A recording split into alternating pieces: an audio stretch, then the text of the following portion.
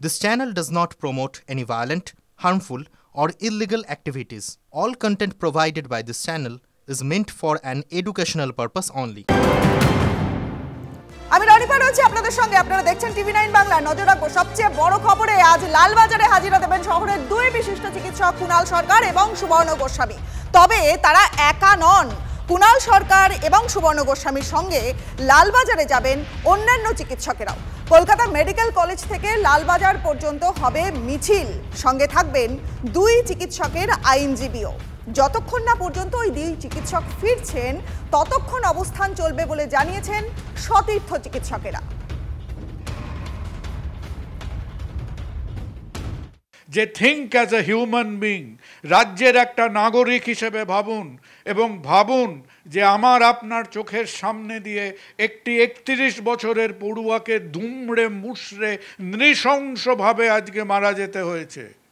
আপনাদের সঙ্গে আমরা কথা বলবো, আপনাদের সঙ্গে আমরা আলোচনা করব, কিন্তু সমাজের মধ্যে এই যে অসন্তোষ, সমাজের মধ্যে এই যে প্রশ্নের তীব্রতা, এই প্রশ্নের তীব্রতা কেবল মানুষকে ভয় দেখিয়ে ইন্টিমিডেট করে একে ঠান্ডা করা যাবে না।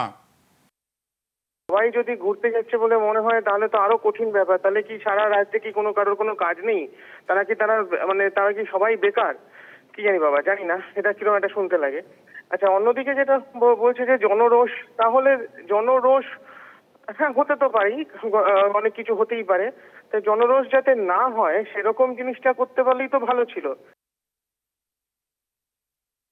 ডক্টর সুবর্ণ গোস্বামী এবং তার সঙ্গে ডক্টর কুণাল সরকার তাকে লালবাজারে ডেকে পাঠিয়ে, কখন ডেকে পাঠাচ্ছে? যখন তাদের হাতে তদন্তের দায়িত্বটাই নেই, দায়িত্ব চলে গেছে সিবিআই এর হাতে, তখন তাদেরকে ডেকে পাঠানো মানেই আবারও একটা বার্তা দেওয়ার প্রচেষ্টা করছে।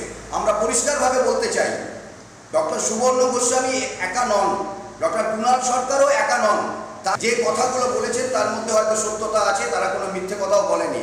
ফলে একইভাবে আমরা বলতে চাই, এইভাবে ভয় দেখিয়ে এরকম আন্দোলন আপনি ভাঙতে পারবেন না। যত আক্রমণ করবেন তত তীব্র হবে আন্দোলন।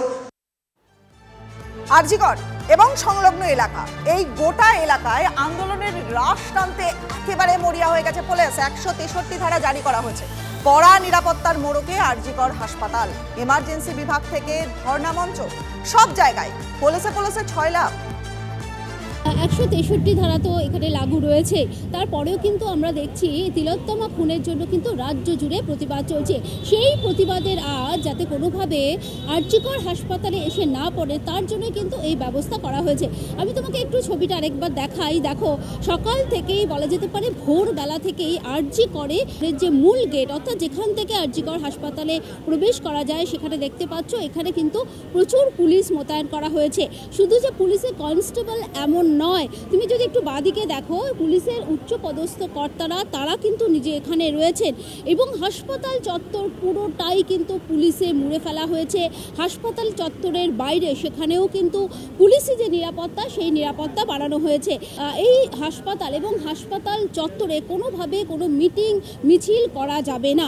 কিন্তু গতকাল আমরা দেখেছি এখানে যে মঞ্চ বেঁধে যে পড়ুয়া চিকিৎসকেরা রয়েছে তারা তাদের আন্দোলন চালিয়ে যাচ্ছে, গতকালও কিন্তু তারা ছিল।